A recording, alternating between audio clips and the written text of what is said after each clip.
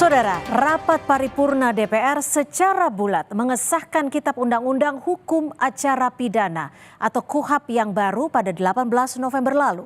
DPR dan pemerintah menilai KUHAP baru justru menjamin perlindungan warga. Namun kelompok masyarakat sipil meminta penundaan pemberlakuan KUHAP baru karena khawatir kesewenang-wenangan saat warga berhadapan dengan hukum. Inilah catatan Kompas TV, awasi pelaksanaan KUHAP baru. Apakah dapat disetujui untuk disahkan menjadi undang-undang? Setuju. Terima kasih. Kita mendorong untuk penundaan keberlakuan KUHAP yang harus dilakukan karena persiapan 5 minggu itu sama sekali tidak relevan. Polemik masih menyertai pengesahan RUU Kitab Undang-Undang Hukum Acara Pidana (KUHAP) oleh DPR. Sejumlah kelompok masyarakat sipil mengkhawatirkan KUHAP baru sebagai panduan warga berhadapan dengan hukum justru berpeluang membuat penegak hukum berbuat sewenang-wenang. Desakan ini untuk meminta penundaan pemberlakuan KUHAP pun mengemuka. Kami gitu ya, masyarakat sipil, koalisi pembaruan KUHAP juga sudah memetakan, kita menemukan so far sejauh ini dan masih akan terus berkembang, ada 48 masalah KUHAP yang sekarang, dan kita juga sudah menemukan beberapa diantaranya teknis. Makanya kita mendorong untuk penundaan keberlakuan KUHAP yang harus dilakukan.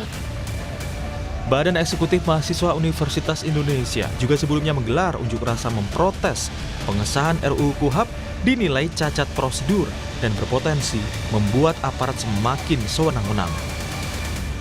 RKUHAP yang cacat secara prosedural, yang cacat juga secara substansial, sama sekali tidak mementingkan yang namanya partisipasi publik, partisipasi rakyat.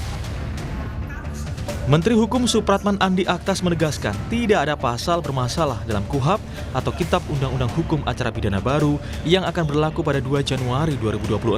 Seluruh proses penyusunan regulasi, baik KUHP dan KUHAP, diarahkan untuk memperkuat perlindungan hukum serta hak asasi manusia. Justru, KUHAP baru dirancang untuk memberikan perlindungan menyeluruh bagi semua pihak yang berhadapan dengan hukum. Secara umum, KUHAP yang baru kemarin kita sahkan, intinya dua. Satu, komitmen perlindungan terhadap hak asasi manusia. Sebuah reformasi yang kita lakukan. Tujuannya adalah, tapi yang paling inti, KUHAP ini itu sejalan dengan KUHP kita, yakni restoratif justice. Hal yang sama juga disampaikan Ketua Komisi 3 DPR RI Habibur Rahman. KUHAP baru melindungi warga negara dari penyiksaan selama dalam proses hukum.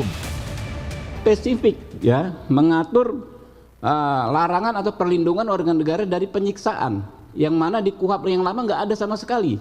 Ya, jadi kita bayangkan kalau KUHAP lama terus berlangsung hingga saat ini, tiap hari akan ada korban. Nah, di KUHAP yang baru, seseorang sejak awal bisa didampingi oleh advokat, bahkan ketika belum berstatus sebagai saksi. Sejak awal, proses penyusunan RUU KUHAP tidak luput dari tekanan publik. Kini publik berharap kepastian hukum dapat secara serius menjamin keadilan, melindungi hak warga, dan membatasi kekuasaan negara. Tim Liputan Kompas TV. Rapat paripurna DPR secara bulat mengesahkan Kitab Undang-Undang Hukum Acara Pidana atau KUHAP yang baru pada 18 November lalu. Ketua Komisi 3 DPR Habibur Rahman bilang pengesahan KUHAP baru ini telah melewati proses yang panjang. Selain itu, prosesnya juga melibatkan berbagai elemen masyarakat mulai dari akademisi, advokat hingga penegak hukum. Plus, anggota Komisi 3 juga menyerap aspirasi masyarakat saat kunjungan kerja ke daerah. Penjelasan Habibur Rahman ini ternyata tidak menghentikan rencana sejumlah elemen masyarakat melakukan judicial review ke Mahkamah Konstitusi. Sejumlah pasal dalam KUHAP baru dinilai memberikan kekuatan super bagi penegak hukum dan membuka potensi terjadinya penyalahgunaan kewenangan. Pasal yang menjadi sorotan antara lain Pasal 5 ayat 2 yang memberikan kewenangan penangkapan hingga penahanan saat kasus masih di tahap penyelidikan. Pasal ini berpotensi membuat setiap orang bisa ditahan kapanpun meski belum terbukti melakukan tindak pidana. KUHP baru ini juga dinilai bertentangan dengan semangat reformasi Polri karena memberikan kewenangan super bagi Polri sebagai penyidik utama yang berperan sentral dalam penanganan perkara di setiap lembaga penegak hukum, seperti yang diatur dalam pasal 6 dan 20.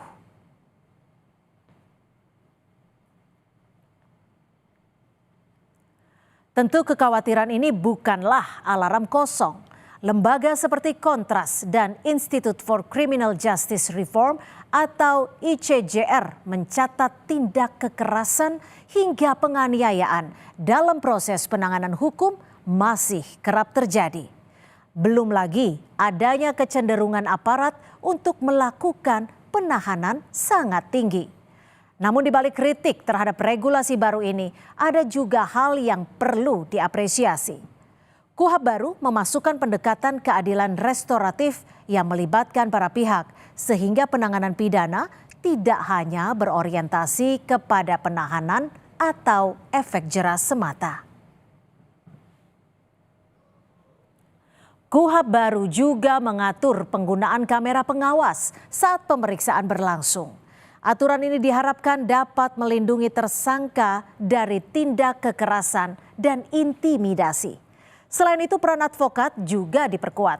Dalam regulasi baru, advokat berperan aktif mendampingi tersangka, terdakwa, saksi, atau korban dalam setiap tahap pemeriksaan sejak penangkapan terjadi, termasuk menyatakan keberatan terhadap intimidasi atau pertanyaan penyidik yang bersifat menjerat selama pemeriksaan. DPR mengklaim KUHP yang baru memperkuat peran warga negara melalui pendekatan keadilan restoratif hingga perlindungan terhadap hak saksi, korban, dan kelompok rentan dalam penanganan perkara. Tetapi perubahan hukum acara pidana juga harus diikuti perubahan budaya institusi penegak hukum, kesiapan sumber daya manusia, dan sosialisasi yang berkelanjutan. Apalagi teks dalam KUHP masih memberikan celah bagi penegak hukum untuk bertindak sewenang-wenang.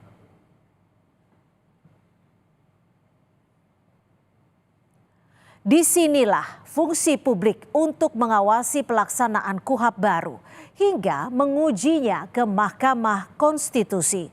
Judicial review bisa menjadi penyelamat atas pasal-pasal yang dianggap represif, sekaligus menempatkan Mahkamah Konstitusi sebagai benteng terakhir konstitusi yang menghasilkan keputusan final dan mengikat. Demikian catatan Kompas TV, kita jumpa lagi pekan depan.